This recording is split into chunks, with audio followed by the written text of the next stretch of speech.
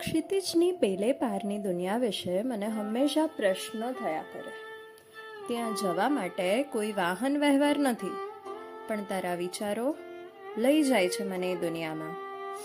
સતત વિસ્તરતું જતું આ આકાશ જાણે રહસ્યમય રીતે રસ્તો ઉઘાડે છે અને આપમેળે મારા પગે રસ્તા પર આગળ વધતા જાય છે.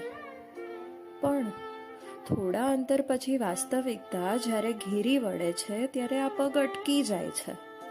અચાનક બધું જ ધૂંધળું થઈ જાય છે. હિંમત અને આશા તૂટી જાય છે. ડર લાગે છે, ક્યાંક આ રસ્તો ક્યાંય નહીં પહોંચાડે તો, આ રસ્તાનું લક્ષ્ય તું નહીં હોય તો. અને પછી વળાંક લઈ લઉં છું. એક સમય હતો જ્યારે તારા વગર એકલતા ડંખતી હતી. હવે તારી સાથેના એકાંતને માણું છું. સમયની સાથે જાણે આ અધૂરપ મને ફાવી ગઈ છે અને હવે આ અધૂરપથી જ પ્રેમ થઈ ગયો છે. આ અધૂરાપણું મારા માટે નિરાંત છે.